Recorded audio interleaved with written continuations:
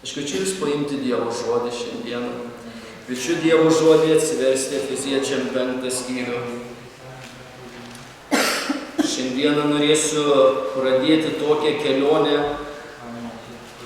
pagal tiesas, kurios užrašytos vienoje eilutėje. Viena eilutė, bet tiesos tokios gilios, svarbios, kai kuriuos dalykus prisiminti, kai kuriuos dalykus gal mes išmoksime ir kai kurie dalykai mums šitos eilutės padės susisteminti savo mąstymę, ką mes tikime tam tikrais dalykais. Mes užbaigėme praeitą kartą Efeziečiam 5 skyrių nuo 15 iki 17 eilutės, o šiandien aš norėčiau paskaityti 18 eilutę Efeziečiam 5 skyrius. Efeziečiam 5, 18.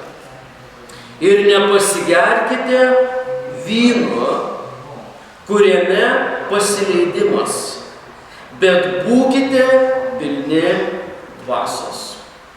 Jeigu Dievas leis, norėčiau šį ir dar 2 sekmadienius, iš viso 3 sekmadienius, skirti kartu su jumis apmąstymams iš pirmos eilutės dalies.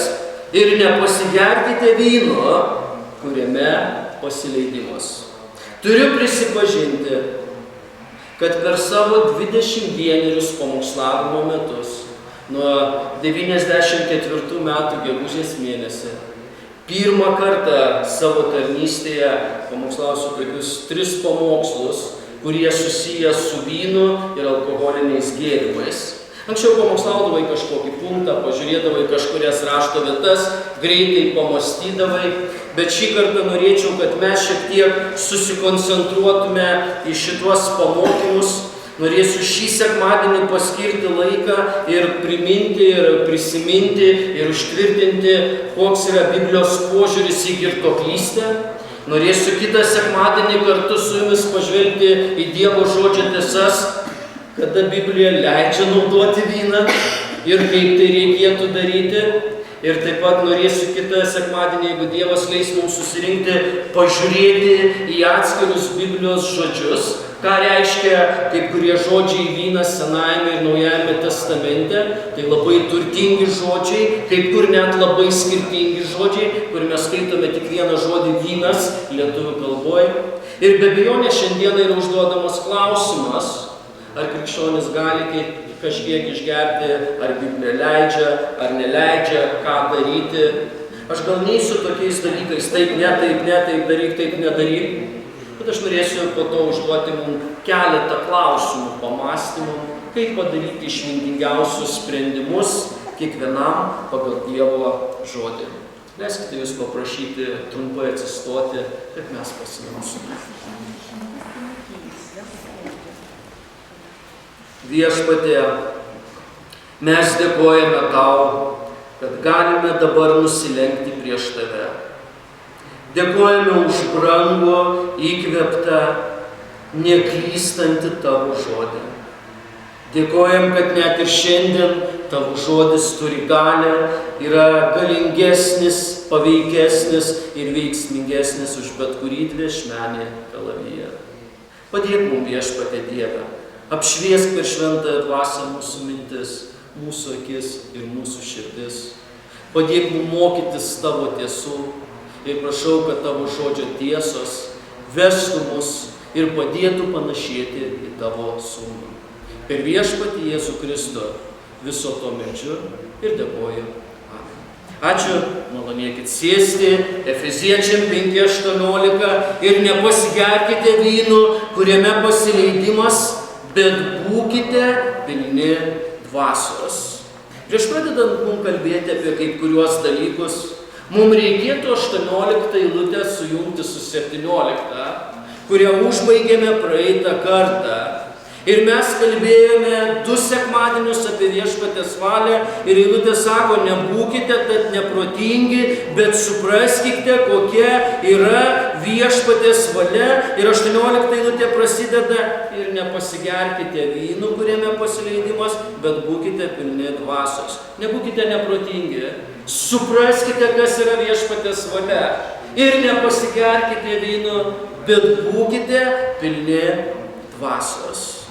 Šita eilutė yra svarbi, šitas skyrius yra svarbus, šitie pamokymai yra labai svarbus. Ir kada mes pradedame žvelgti 18 eilutę ir į 1 eilutės dalį šiandieną ir kas susiję su šita tema, nepasigerkite vyno, jeigu jūs pasižiūrėsite į žodį nepasigerkite, žodis graikų kalboje yra įsakymo formoje. Nesitikinčiajam viešpats sako, nepasigerk vyno. Tai yra tiesioginis viešpaties įsakymas Efeziečiam 5 skyriuje. Vėliau mes skirsime kelis sekmadienius ir žiūrėsime į 2 eilutės dalį, bet šiandien noriu pasakyti, kad pasigėrimas vyno yra priešingybė būti pilnu šventosios dvasios. Įvade dar kelios mintis. Man teko ir gal jums teko kalbėti su žmonėmis iš bažnyčių, kurie paima Efeziečiam 5:18 ir sako, nepasigerkite vyno. Tai reiškia, kad nepasigerti vyno yra pasakyta, kaip dozuoti tam tikras vyno arba alkoholio dozes. Aš išgeriu, bet nepasigeriu. Aš leidžiu savo kažkiek išgerti, bet raštas man sako nepasigerti. Jeigu jūs dėmesingiau pažiūrėsite Efeziečiam 5 skyrių, šitą eilutę nemoko ar išgerti ar neišgerti, kiek sudozuoti, kiek nesudozuoti, kokį kiekį išgerti. Jeigu jūs pažiūrėsite į visą skyriaus kontekstą, tai mums parašyta jau 5 skyriaus 1 eilutėje, būkite Dievo sekėjai. 8 eilutėje parašyta, jūs esate šviesos vaikai, elkitės kaip šviesos vaikai. Šitas skyrius parodo kontrastus tarp šviesos ir tamsos.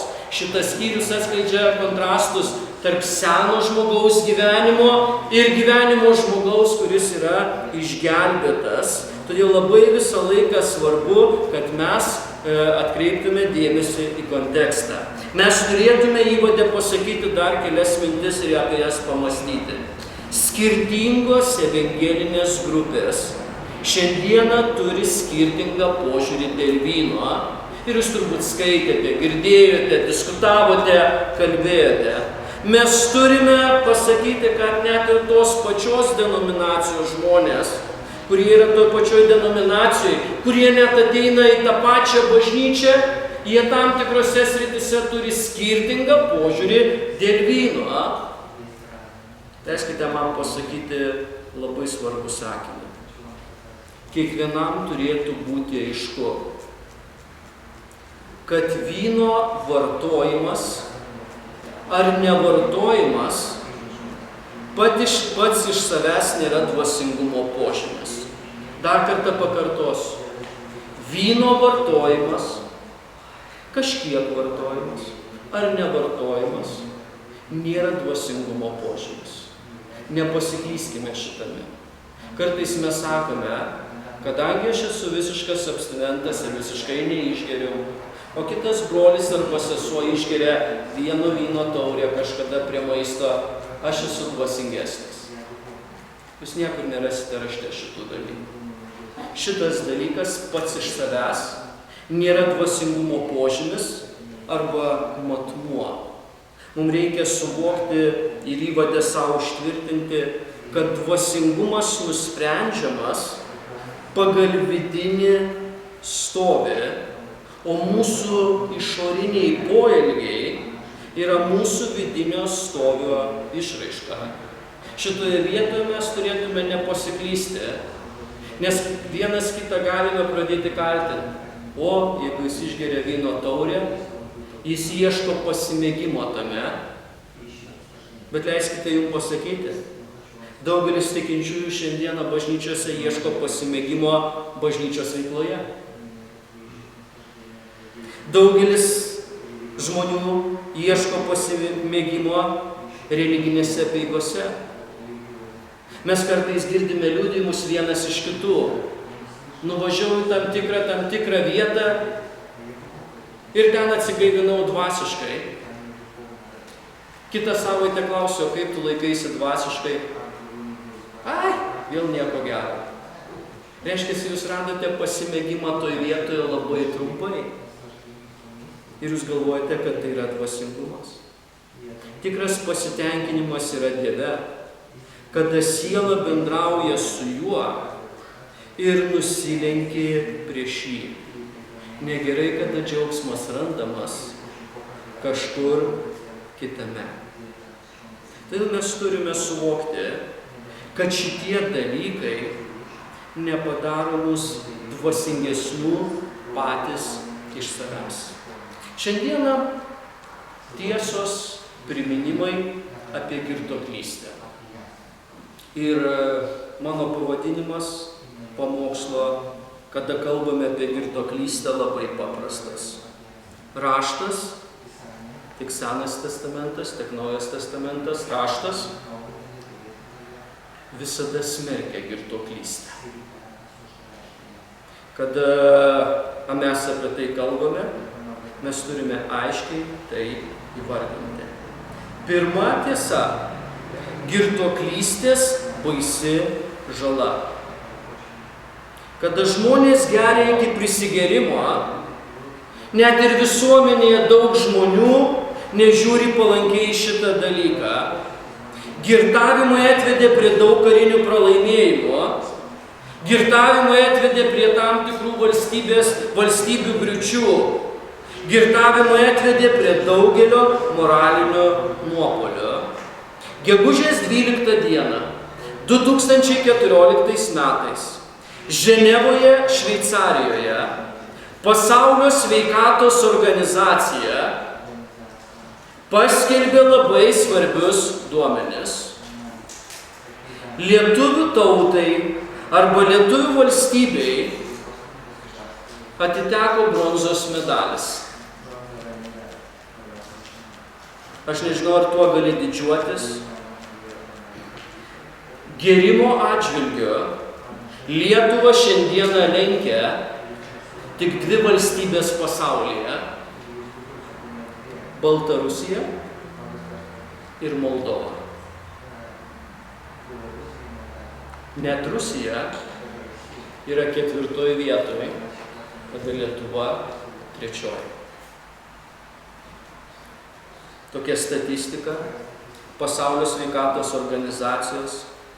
Vienas žmogus Lietuvos žemelėje išgeria per metus 15,4 litro alkoholio. Skaičiuota, kiek suvartoja gryno alkoholio visi vyresni kaip 15 metų šalies gyventojai. Beje, Pasaulio sveikatos organizacija sako, visos 10 girčiausio pasaulio šalių yra Europoje. Palyginimui, šalis, kurią jūs girdėjote, Kuveitas. Ten per metus vidutinis gyventojas per metus išgeria 100 gramų gryno alkoholio. Ir tai dažniausiai tas 100 gramų yra panaudojamas dezinfekcijai. Įdomu tai, kad pagal moterų girtuoklystę Lietuva užima 4. vietą. Liūdniausia, kad pagal Pasaulio sveikatos organizacijos prognozes Lietuvai blaivybės saulė nepateka.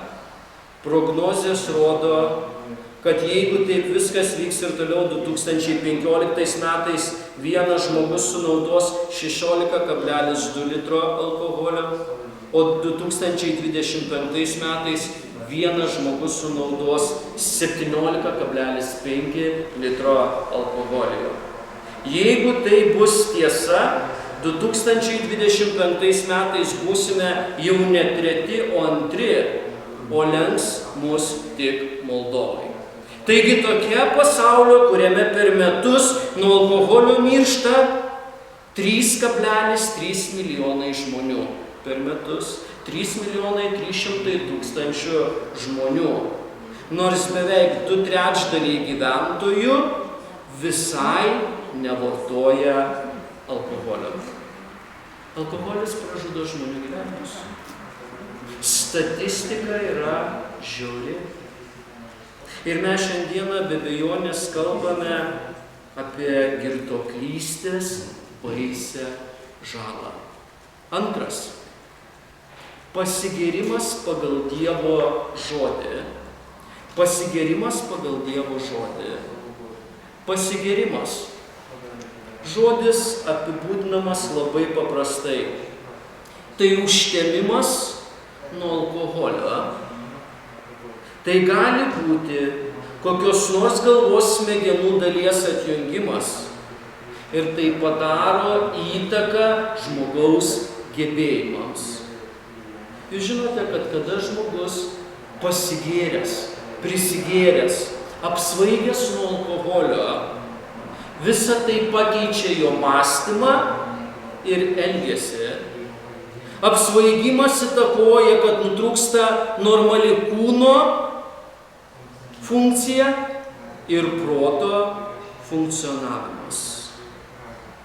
JAV Kalifornijos San Diego universiteto psichiatrijos profesorius Markas Schutskitas kartu su kolegomis atliko tyrimą ir panaudojo 1402 žmonės, britus, kurie yra nuo 15 iki 19 metų, kad padarytų tyrimus dėl jų alkoholio vartojimo.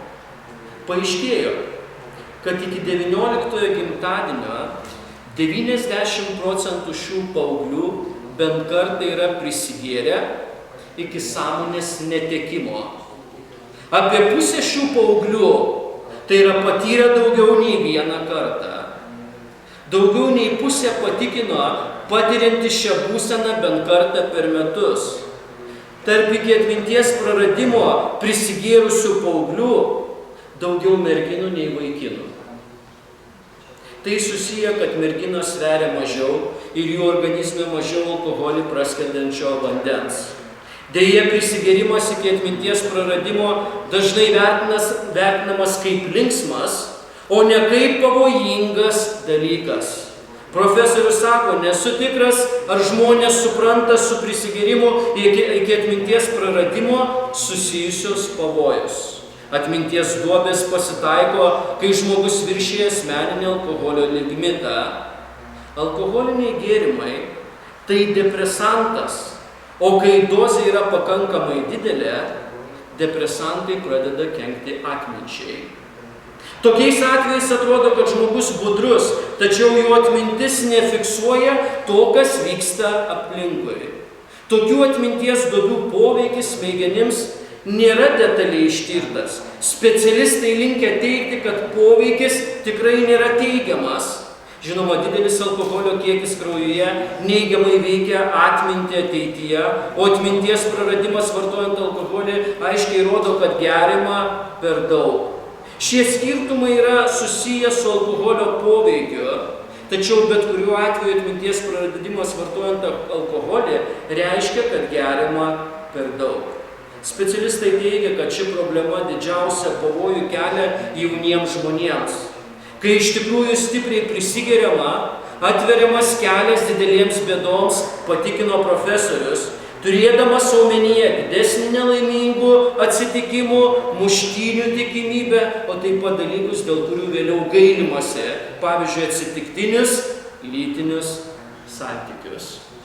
Raštas nedviprasmiškai pasmerkė girtuoklystę. Kiekvienas girtuoklystės aprašymas Biblijoje yra nuodėmės paveikslas, kuris atnešė labai didelės bėdas. Nojus po tvano, kada jisai prisigėrė, elgėsi netinkamu būdu.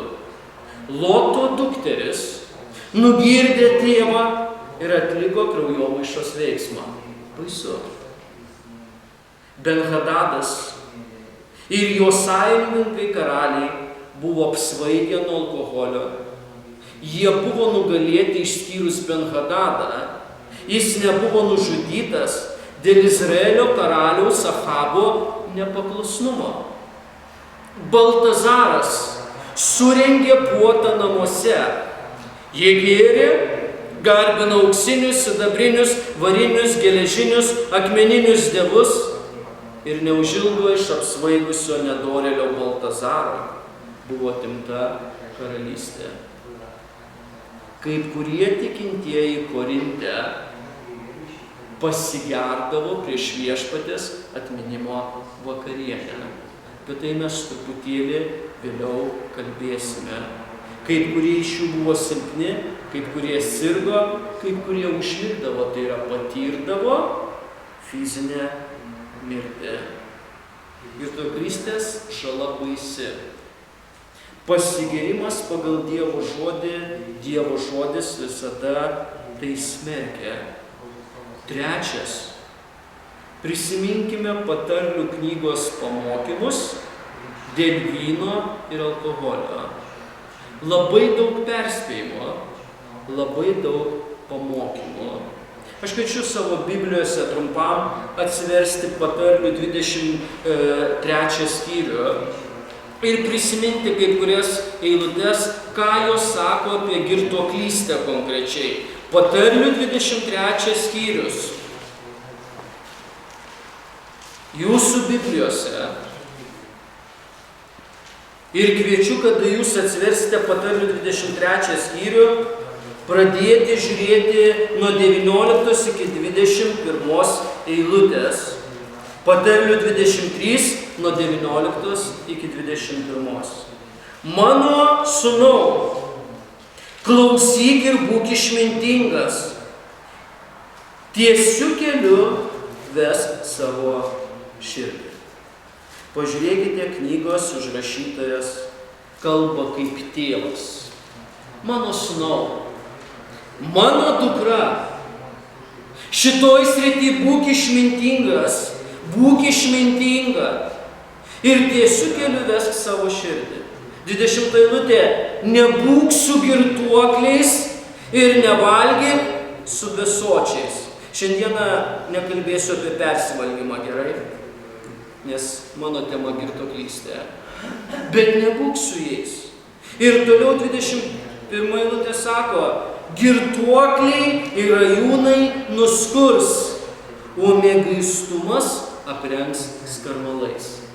Kalba kaip su vaiku, kalba kaip su sūnum arba dukra. Kalba tas, kuriam labai rūpi. Kalba tas, kuris sako, elkis išmintingai.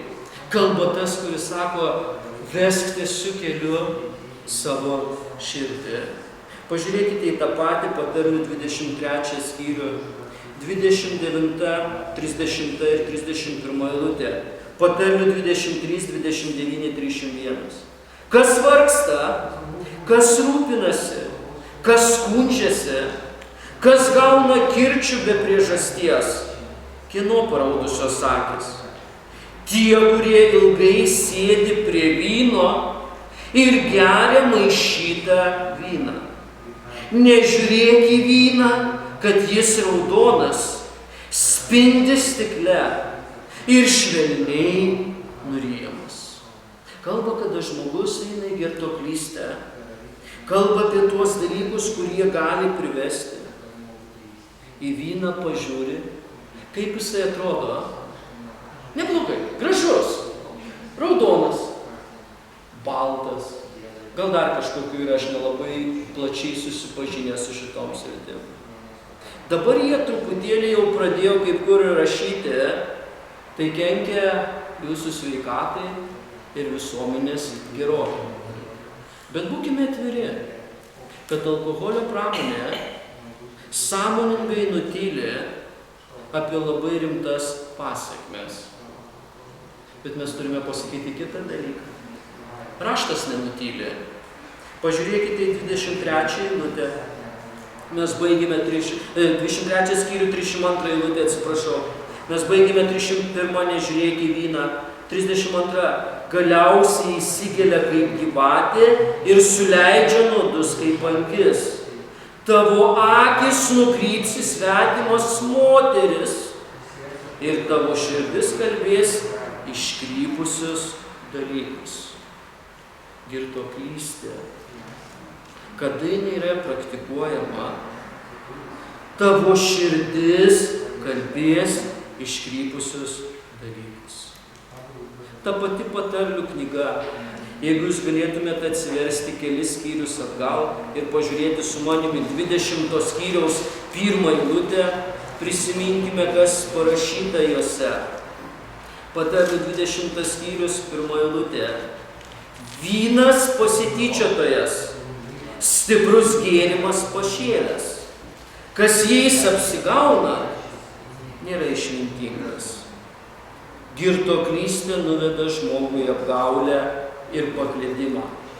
Girtuoklystė įtakoja žmogų apie save galvoti geriau negu iš tikrųjų yra.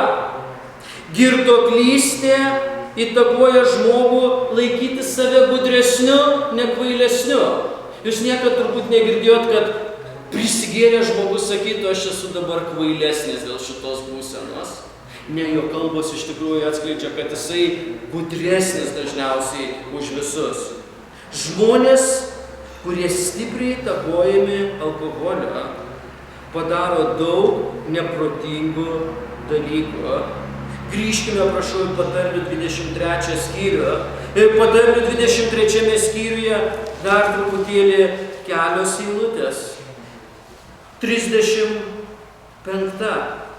Kas vyksta prie žmogaus, kuris išsiblaivo ir lieka šitoje pačioje būsenoje. 35 eilutė sako, tu sakysi, jie sudavė man, bet nesužeidė, jie mušė mane, bet aš nejaučiau. Kai aš pabusiu, vėl gersiu. Tai mes turime atkreipti dėmesį į patarlių knygos pamokymus. Jie tiek tikslus dėl girtuoklystės. 4. tiesa. Labai rimtos viso to pasekmės. Gerbiamas Senojo testamento tyrinėtojas ir teologas Francas Lelicas sako, žmogus su netyrimo nuodėme keliauja prie alkoholio. Šios nuodėmės tampriai susijusios viena su kita. Girtuoklystė sukelia kūno geismus. Dažnai prisigerdamas žmogus nueina prie gyvuliškos būsenos ir tada pasineria į kūno geismus. Nesiverskite, tik tai paklausykite.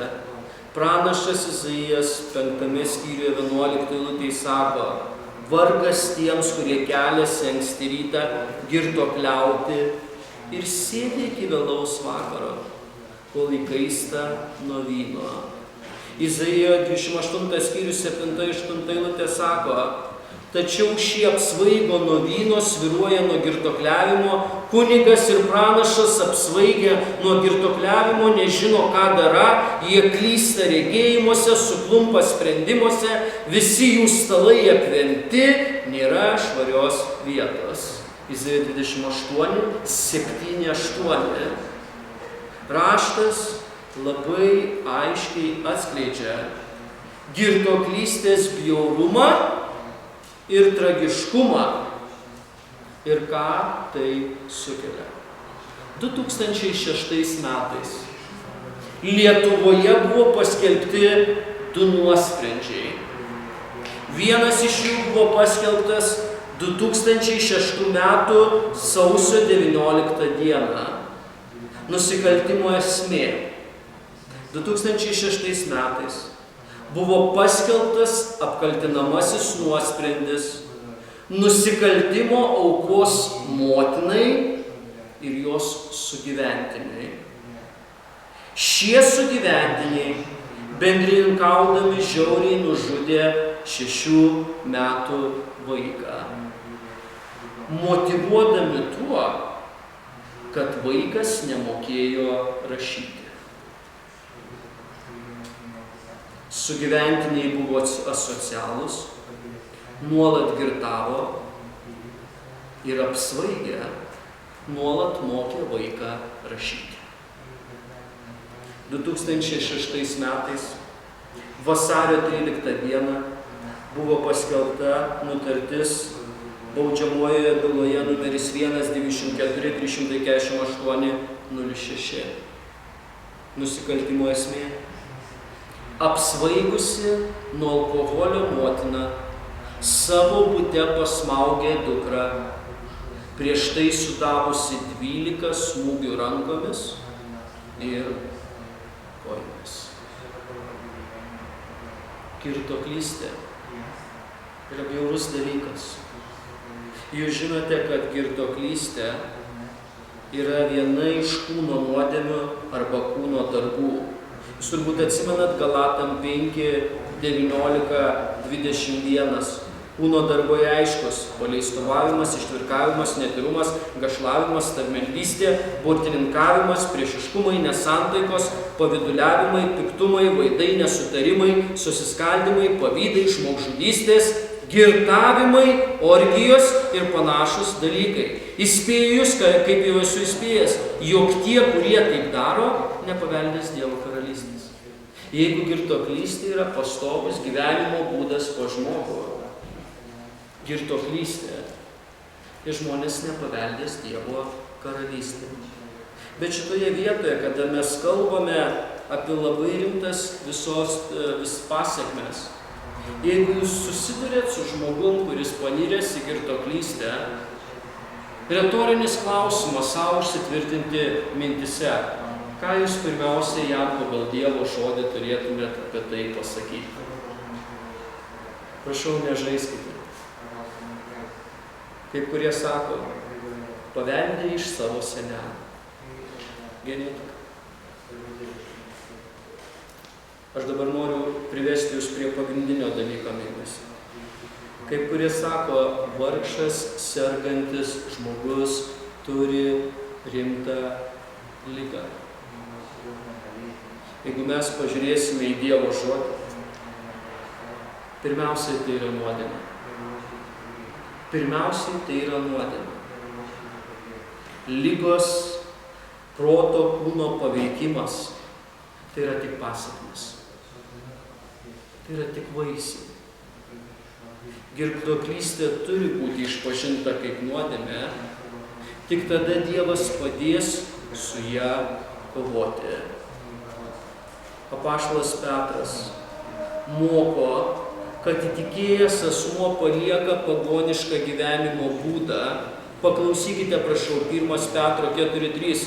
Petras sako, gana, kad praėjusį laiką buvome pasidavę pagonių valiai ir gyvenome gašliai, geidulingai, girtuokliavome, ūžavome, puotavome ir pasiduodavome bjaurioms stabmeldystėms. Petras sako, gana. Jeigu tu Dievo vaikas, tavo gyvenimas kitas.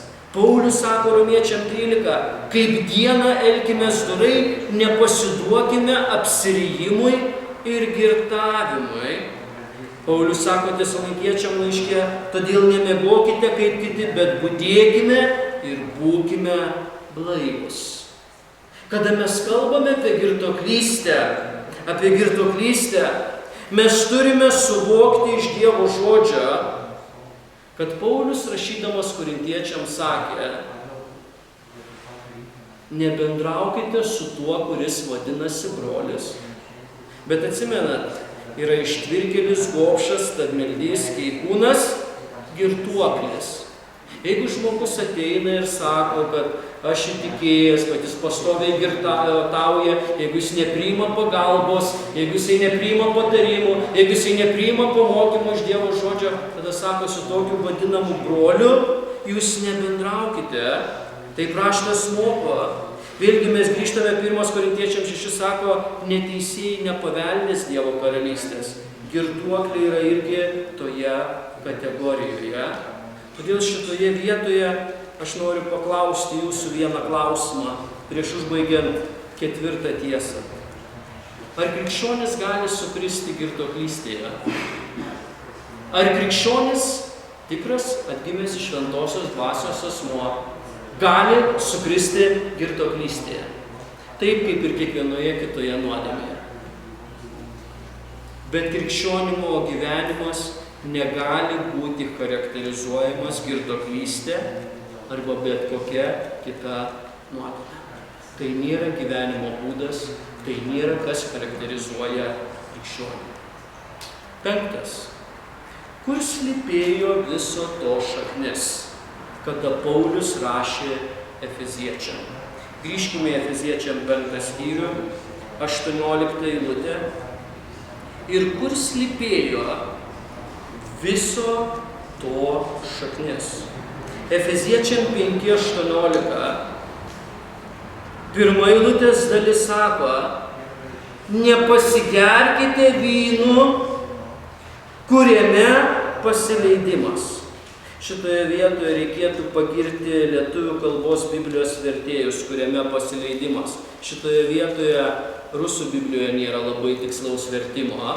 Rusų Biblijoje yra išversta atkatorovo raspūstva, sinodalinė, man atrodo, vertime. Aš nežiūrėjau dabartinio vertimo, kuris taip vadinamas. Bet sinodaliniam vertime rusų kalbos Biblijoje atkatorovo raspūstva. Jeigu jūs pažiūrėtumėte graikų kalbos Bibliją, turėtų būti kaip lietuvių kalbos Biblijoje vkatoram jest raspūstva. Čia daug giliau. Nepasigerkite vynu, ne nuo kurio, bet jau kuriame yra pasileidimas. Bet jūs pažiūrėkite šitoje vietoje, kad Paulius rašydamas korintiečiams sako, nepasigerkite vynu, kuriame pasileidimas. Kodėl jisai naudoja tokią terminologiją? Ir ką jisai moko? Nepasigerk vynu, kuriame pasileidimas. Šitoje vietoje, jeigu jūs pastudijuotumėte truputėlį Efezo situaciją, kur gyveno tikintieji, rūpestis buvo išreikštas nemoralinėje srityje. Vynas, kuriame pasileidimas. Rūpestis buvo išreikštas religinėje srityje. Efezas labai gerai žinoma šventikla mieste. Už žmonių eidavo minios. Daugelis iš šitų žmonių iš bažnyčios, kol buvo neįtikėję, keliaudavo tenai. Nes tai buvo normalus, socialinis, visuomeninis miesto gyvenimas. Jeigu jūs pagalvosite su manim truputėlį giliau, girtuoklystė asocijavosi su ritualais ir stabmeldystės sfera. Vynas, kuriame pasileidimas. Visa tai buvo neatskiriama garbinimo dalis šventykloje, mistinėse religijose, kurių ištakos yra iš Babilono ir kurios paplitusios artimuose rytuose ir paplito Graikijos ir Romos kultūrose. Aukščiausia religinės patirties stadija buvo, kai jie bendraudavo su savo dievais įvairiomis religinės ekstazės formomis. Ten eidavo daugelis efeziečių. Ten eidavo kai kurie žmonės prieš savo įtikėjimą į šventyklą, kad pasiektų tokią ekstazę, ceremonijų dalyviai naudojo kai kurios dalykus, paklausykite kokius efeziečių dienomis. Hipnozė. Daugelį kartų kartoja daugelį dalykų. Čia yra hipnozė. Ritualiniai šokiai. Pašokime dabar. Tada tai pasiekia aukštą emocijų įtampą. Girtuoklystė ir seksualinės orgijos įnešdavo dar didesnį indėlį į sąmonės arba supratimo užtemimą. Ir kodėl dabar pasileidimas? Tomis dienomis jie mąstė, arba jų mąstymas buvo. Kuo protas labiau aptemęs ir susipainiojęs, tuo daugiau jie bendrauja su savo dievais. Kuo tu daugiau hipnotizuoji save, kuo tu daugiau šoki tenai, kuo daugiau dalyvauji seksualinėse orgijose ir užpili save girtuoklystę, tuo tu daugiau bendrauji su savo tėvais. Čia labai rimtas dalykas. Čia ne tik moralinė sritis. Daugelį sričių tai yra religiniai dalykai. Pastorius MacArthuras vienoje savo knygoje rašo, šiuolaikinė kultūra arba žmonės šiandieną remiasi narkotikais arba sunkiu roku Ir jis daro išvadą. Jeigu pastudijuosite, tai labai mažai skiriasi nuo pagonių ritualų senovėje. Narkotikai, ryškus šviesos efektai, kurtinantis garsas, vulgarūs dainų tekstai veda ir atlikėjus, ir klausytojus, kada jūs kaip kuriuos matėte, iki ko? Net iki isterijos. Ten vyksta net šiaip sau plojimai. Ne šiaip sau ha. Čia ne lietuvių liaudės folkloras ir ne lietuvių liaudės dainos ir šokiai. Iki isterijos. Aišku, kad daugelis šios pseudokultūros elementų tiesiogiai yra susiję su rytų mistinėmis religijomis. Visa tai stipriai veikia sąmonę, kartais kartojami žodžiai, vardai, pasitelkiamos kitos demoniškos priemonėmis. Tais laikais laiškas buvo parašytas. Ir tais laikais jie sakė, jau Paulius jiem rašė, tame yra pasileidimas. Vienas didžiausių dievų, graikų senovės mitologijoje, jūs turbūt atsimenat, kas buvo, Dzeusas. Romoje Jupiteris. Ir jau net tomis dienomis įvyko šėtono falsifikacija. Šita falsifikacija buvo paimta iš Kristaus gimimo iš mergelės. Ir jie savo mitose kalba apie Dzeusą. Kažkas įvyko ir visa tai iššaukė nėštumą pas dievaitę Semilę, be fizinio akto su ja. Semilė nutarė, kad turi teisę sužinoti, kas yra jos vaiko tėvas. Būdama nėščia, jis stojo prieš Dzeusą, bet jie akimirksniu sudegė nuo Dzeuso šlovės atspindžio. Kad išgelbėtų negimusi kūdikį, Dzeusas išplėšė jį iš jos įsčio ir kūdikis buvo susietas su Dzeusu, kur vystėsi iki savo gimimo. Naujai gimęs dievaitis gavo Dionizijaus vardą. Dzeusas paskyrė jį, kad valdytų žemę. Legenda liudija, kad titanai tuo metu buvo apgyvendinę žemę, jie išgirdo apie Dzeuso planą ir pavogė kūdikį Dionizijų. Jie nužudė Dionizijų ir padalino į atskiras dalis. Bet vėl savo kūdikį išgelbėjo tėvas Dzeusas. Dzeusas prarijo Dionizijaus širdį ir stebuklingų būdu atgaivino jį. Po to Dzeusas ištiko titanų žaibu. Jis juos pavertė dulkėmis ir pelenais. Iš šių dulkių ir pelenų po to jis sukūrė žmonių rasę. Naujas šios rasės valdovas Dionizijus buvo geismų religijos pradininkas. Ir tai reiškia, kad žmogus gali pakilti iki dievystės, sąmonės ir supratimo lygio.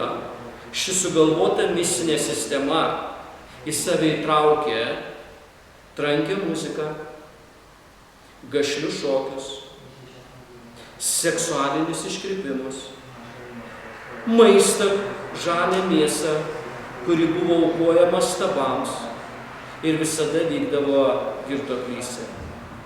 Dionizijus vėliau buvo žinomas kaip vyno dievas. Alkoholis patapo neatsiejama daugelio religijų dalis ir religijose vykdavo nevaržomos linksmybės. Visa tai asocijavosi su Dionizijaus vardu. Bachas, Dionizijaus romėniškas prototipas. Iš jo kilo romėniška šventė. Joje būna šokiai, dainos, girtuoklystė, vaikščiojimai.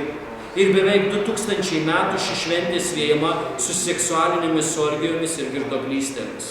Rytų Libane Balbeko mieste yra patys didžiausi pagonių šventyklų griuvėsiai. Šios šventyklos senovėje buvo pastatytos kananiečių dievams, o vėliau buvo pašvestos graikų ir romėnų dievams. Tai įvyko, kai šios imperijos užkariavo kitus. Centrinė šventykla buvo pašvesta Bachui, šventyklos kolonos buvo išpuoštos išdrožtomis vynuogėmis, tai buvo gausaus vyno naudojimo simbolis. Su tokiais pagonių ritualais buvo gerai susipažinę žmonės Efeze. ir tikintieji, kurie prieš savo išgelbėjimą šiuose dalykuose dalyvavo. Pamokymas labai aiškiai naujam žmogui Kristuje. Nepasigerkite vyno, nes jūs žinote, kad jame nieko kitas.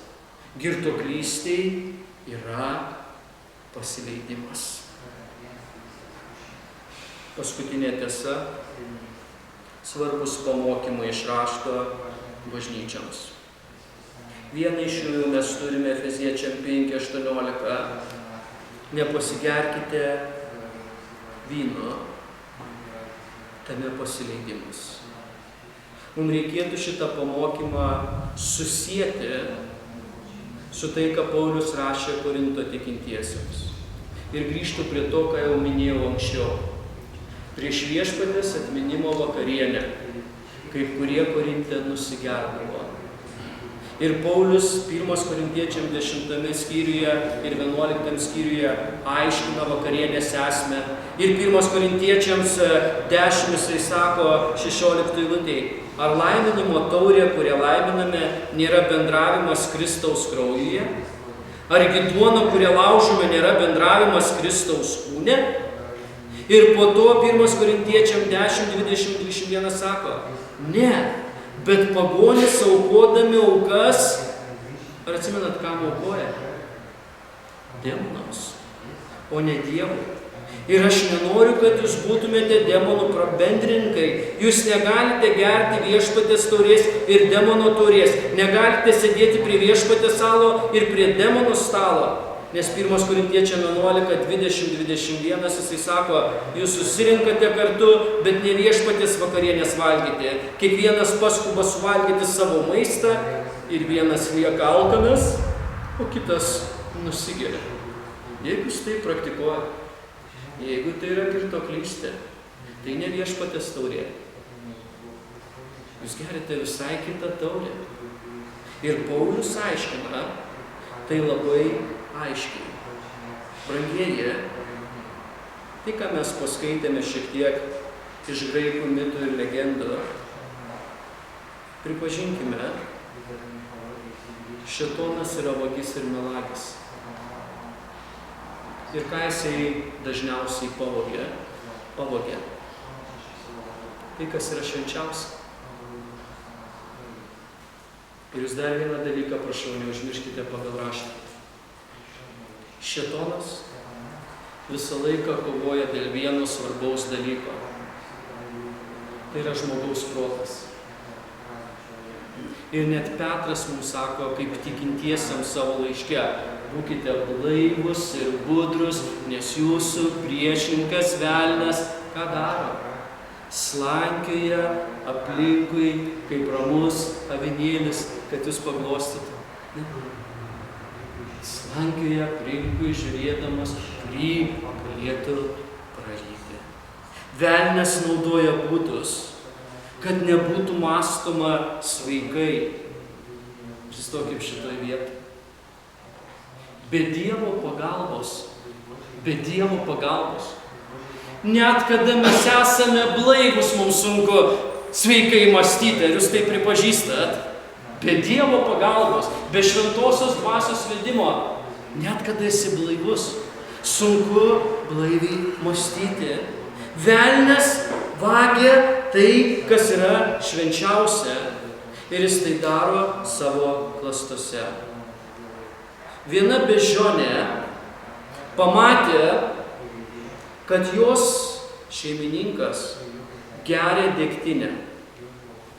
Kad pamėgdžiotų savo šeimininką, bežionė prisigėrė. Kitą dieną jos šeimininkas vėl norėjo ją prigirdyti, nes jis norėjo save ir savo svečius palinksminti bežionės grimasomis. Šeimininkas pakvietė ją labai griežtai. Ir bežionė labai lėtai išėjo iš savo narvo. Išėjus iš narvo, bežionė visą laiką laikė abi savo rankas ant galvos. kas atskleidė, kad beždžioniai labai stipriai skauda galvą. Kada šeimininkas ištiesė degtinės stiklinę beždžioniai, beždžionė akimirksniu šoko ir užsikorė ant namo stogo. Jinai net nejudėjo iš vietos. Šeimininkas paėmė šautuvą ir prisitaikė šauti. Beždžionė greitai pakilo stogu ir pasislėpė už kamino. Žmonės pradėjo lipti ant stogo kopėčiomis ir stogu, kad pagauti beždžionę. Beždžionė pamačius tos žmonės, kurie artino prie jos, užlipo ant kamino ir šoko į kaminą, ar dūmtraukį, kaip pasakyti, kur degė ugnis. Beždžionė pasirinko geriau gyvai iškepti dūmtraukyje, negu vėl traukti degtinę. Žmonės beždžionę ištraukė ir šitą istoriją liudija. Beždžionė po šito ištraukimo gyveno dar 12 metų. Jos šeimininkas nuo alkoholio mirė daug anksčiau. Nepasigerkite vyno, kuriame pasileidimas.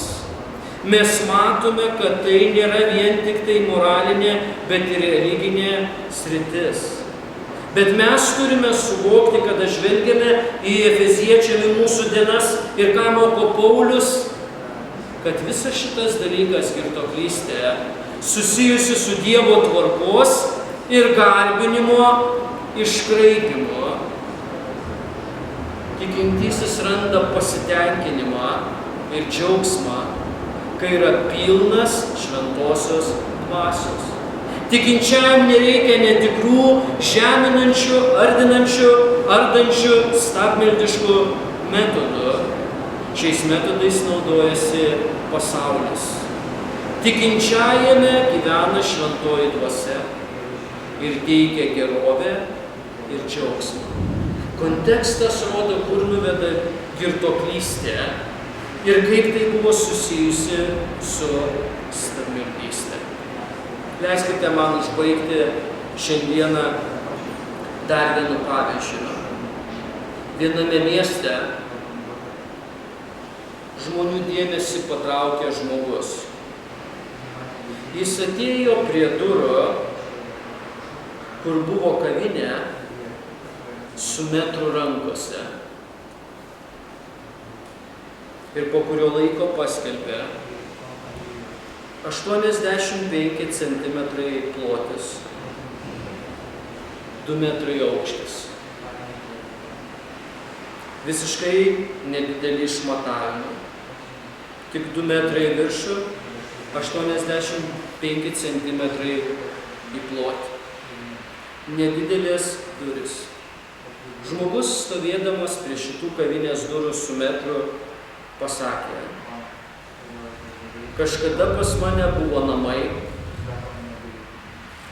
bet jie visi praėjo pro šitas duris. Buvo pas mane geras žemės gabalas, viskas praėjo pro šitos kavinės duris. Turėjau gražius baldus, viskas tilpo pro šitas duris, net nereikėjo išrinkti nieko. Jeigu tai būtų viskas, buvo pas mane gera sveikata, bet dabar nuėjau pas gydytoją ir jisai pasakė: per tas kavinės duris tu viską pervedėjai. Turėjau gerą reputaciją, kada buvau jaunas, šiandien manimi niekas netikė, nesako, kad aš girtuoklis. Visa mano garbė tilpo per tas duris. Kažkada buvo mano gera ir užjaučianti širdis. Aš tiesiog kęsdavau, kada matydavau, kad vaikai ir žmona verkia, bet kada aš pradėjau eiti vis dažniau pro tas duris, aš jau pats juos priversdavau dažnai verkti. Yra pas mane galva ant pečių, galėčiau didžiuotis savo protu, deja, visa tai praėjo per tas duris. Buvo pas mane sąžinė, kuri leisdavo žinoti, kas gera, kas kvaila, kada gerai elgiuosi, kada blogai. Viskas praėjo per tas duris.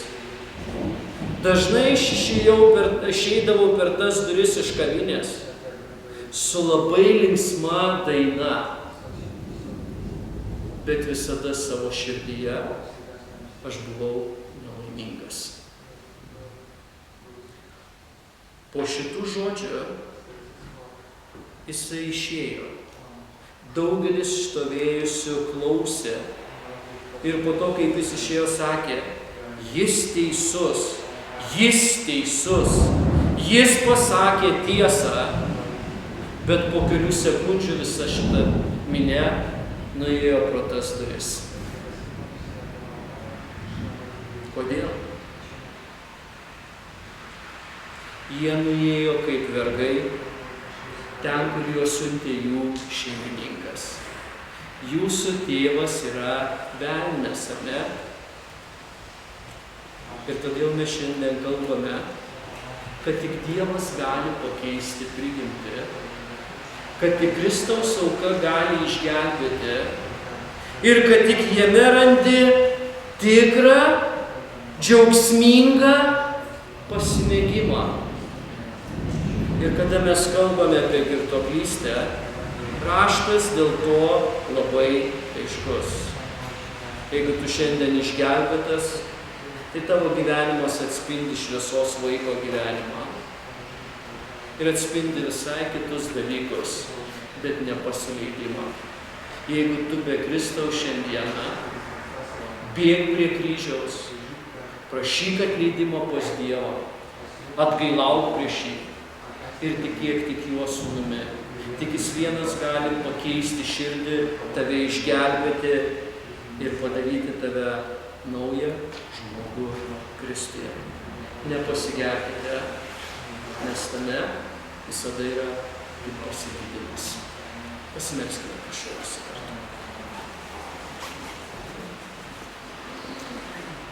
Viešpatie, aš dėkoju tau, kad šiandieną tu leidai mums prisiminti kaip kurie žodžio tiesas apie girtuoklystę. Dėkoju, kad tavo žodis pirmiausiai tai vardina kaip nuodėmę. Viešpatie, daugelis iš mūsų, gal kaip kurie iš mūsų buvome tokie, ir mes dėkojame, kad tu per Kristų išgelbėjai, pakeitei ir apvalėjai. Viešpatie, kas šiandieną neturi viso to, labai meldžiu, kad tu atvertum širdį Evangelijos žiniai, nes tik Evangelija turi jėgą išgelbėti. Viešpatie, dėkoju tau, kad šitoj srity tavo žodis aiškus ir tu labai aiškiai pasakai iš savo žodyje mintis apie girtuoklystę. Aš prašau tavo išminties kitą sekmadienį, kada mes žiūrėsime, ką raštas moko, kada galima panaudoti vyną. Suteikti savo išminties iš žodžio, padėk mums pažiūrėti į tavo tiesas apie tai. Ir meldžiu Viešpatie Dievą, kad visoje šitoj srity mūsų teologija būtų suformuota ne žmonių pamąstymais, ne tai, kas sako bažnyčios, bet kreipiantis į tavo žodį. Mes vėlgi pripažįstame, kad mums reikia tavęs, tavo išminties ir tavo vadovavimo iš žodžio kiekvieną dieną. Dėkoju tau už viską ir Viešpatį Jėzų Kristų.